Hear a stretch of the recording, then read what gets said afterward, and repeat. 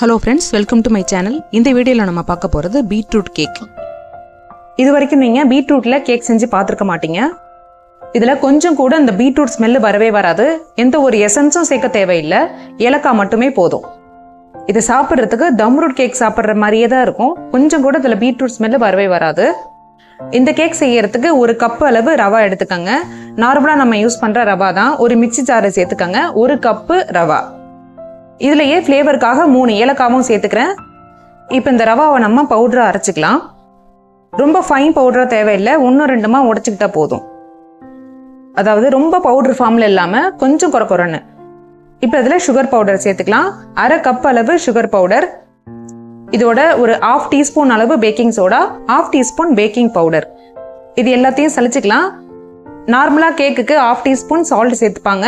இதில் நம்ம சால்ட் சேர்த்துக்க தேவையில்லை. பீட்ரூட் கேக்கில் சால்ட் எப்பொழுதுமே சேர்க்காதீங்க. இது கூட 1 டீஸ்பூன் அளவு பட்டர் சேர்த்துக்கிறேன். இப்போ 1 கப் அளவு பீட்ரூட், நம்ம ரவை எடுத்த அதே கப்பால் 1 கப் அளவு பீட்ரூட்டு அரைச்சி சேர்த்துக்கலாம். இதுக்கு 1/2 கப் அளவு பால் தேவைப்படும். முதல் 1 கப் அளவு பால் சேர்த்துக்கலாம். பால் சேர்த்துட்டு இது நல்லா மிக்ஸ் பண்ணி விட்டுக்கலாம். நார்மலாகவே பீட்ரூட்டில் இந்த சால்ட் டேஸ்ட் இருக்கும். நீங்களும் அந்த 1/2 டீஸ்பூன் சால்ட் சேர்த்திங்கன்னா சால்ட் அதிகமாக தெரியும். இப்போ மீதம் இருக்கிற அந்த 1/2 கப்பு பால் சேர்த்து இதை நல்லா மிக்ஸ் பண்ணிக்கலாம். மொத்தமாக இதில் நான் 1/2 கப் அளவு பால் சேர்த்துருக்கேன். மறுபடியும் சொல்கிறேன், இந்த கேக் செய்யும் பொழுது சால்ட் சேர்க்காதீங்க. இப்போ ஒத்தாப்பில் மிக்ஸ் பண்ணி விட்டாச்சு. இப்போ இது கூட 1/4 கப் அளவு நெய் சேர்த்துக்கிறேன். இதில் நீங்கள் பட்டர் சேர்த்துக்கலாம்லாம் பரவாயில்ல, கண்டிப்பாக நெய் சேர்த்துக்கங்க. அப்போ தான் இந்த பீட்ரூட்டோட ஸ்மெல்லு கொஞ்சம் கூட வராது. இப்போ இதை ஒத்தாப்பில் மிக்ஸ் பண்ணி விட்டுக்கலாம். இப்போ நெய்யும் சேர்த்து நல்லா மிக்ஸ் பண்ணி விட்டாச்சு. இப்போ மாவோட கன்சிஸ்டன்சி பார்த்துக்கலாம். பாருங்கள், இதே மாதிரி கொஞ்சம் தடன்னு இருக்கணும். இதை இப்போ ஒரு 10 நிமிஷத்துக்கு மூடி போட்டு ஊற விட்டுடுங்க. கேக் பேக் பண்ணுறதுக்காக குக்கரையும் ரெடி பண்ணிக்கோங்க. இப்போ கேக் மோல்டையும் ரெடி பண்ணிடலாம். கொஞ்சமாக மோல்டில் ஆயில் தடவிட்டு பட்டர் பேப்பரையும் கட் பண்ணி வச்சுக்கலாம். குக்கரை ஏற்கனவே நம்ம ப்ரீஹீட் பண்ணியாச்சு. கரெக்டாக 10 நிமிஷத்துக்கு மீடியம் ஃப்ளேமில் ப்ரீஹீட் பண்ணிக்கலாம். இப்போ அதில் பட்டர் பேப்பரையும் கட் பண்ணி வச்சாச்சு. இப்போ மாவோட கன்சிஸ்டன்சி எப்படி இருக்குதுன்னு பார்க்கலாம். இந்த 10 நிமிஷத்தில் இந்த ரவா கொஞ்சமாக ஊறி இருக்கும். ரொம்ப கட்டியாக இருந்ததுன்னா அதுக்கேற்ற மாதிரி பாலை ஊற்றி அட்ஜஸ்ட் பண்ணிக்கோங்க. பாருங்கள், கேக்குக்கு கரெக்டான கன்சிஸ்டன்சி இது தான். இப்போ நம்ம பேக் பண்ணிடலாம்.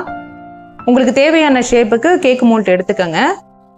உங்களுக்கு இதில் டூட்டி ஃப்ரூட்டி வேணும்னாலும் சேர்த்துக்கலாம், ட்ரை நட்ஸ் வேணும்னாலும் சேர்த்துக்கலாம். இப்போ மோல்டில் தேவையான அளவு மாவை ஊற்றி ரெடி பண்ணியாச்சு. இப்போ நெய்யில் வறுத்த முந்திரியும் பாதாமையும் கட் பண்ணி சேர்த்துக்கிறேன். உங்களுக்கு எந்த ட்ரை ஃப்ரூட்ஸ் அண்ட் நட்ஸ் வேணும்னாலும் சேர்த்துக்கலாம். யூஸ்வலாக எப்பொழுதும் நான் இந்த பீட்ரூட் கேக்குக்கு பாதாமும் முந்திரியும் மட்டும்தான் சேர்த்துப்பேன். அது 2 மட்டுமே நான் எடுத்துக்கிட்டேன்.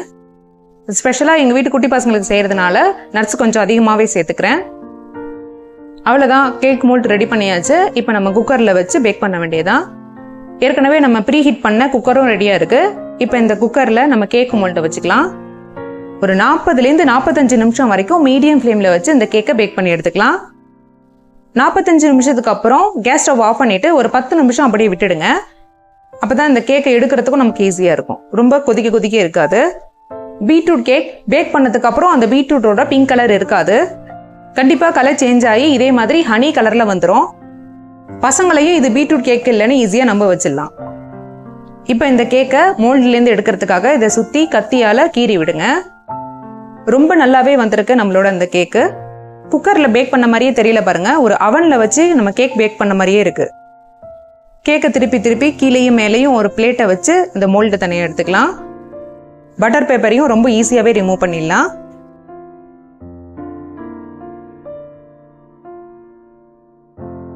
இதை கையில் எடுக்கும் பொழுது பாருங்க எந்த அளவுக்கு சாஃப்டாக இருக்குதுன்னு. சூப்பர் சாஃப்ட், ரொம்ப எம்மியான பீட்ரூட் கேக் இப்போ ரெடி ஆயிடுச்சு. இந்த கேக்குக்கு மேலே உள்ள இந்த நட்ஸும் ரொம்ப க்ரன்ச்சியாக சூப்பராக இருக்கும் சாப்பிடும்பொழுது. இப்போ இந்த கேக்கை கட் பண்ணி பீஸ் போட்டுக்கலாம். இப்போ உங்களுக்காக நான் இந்த ஒரு பீஸை மட்டும் கட் பண்ணியிருக்கேன். இது பாருங்க, பார்க்குறதுக்கு ஒரு தம்ரூட் கேக் பார்க்குற மாதிரியே இருக்கும். இதே மாதிரி கொஞ்சம் பெரிய மோல்ட்டில் கேக் பண்ணி கட் பண்ணி வச்சுக்கிட்டிங்கனாக்கா அந்த வாரம் ஃபுல்லாக பசங்களுக்கு கொடுக்கலாம். நம்மளோட பீட்ரூட் கேக் இப்போ ரெடி ஆயிடுச்சு.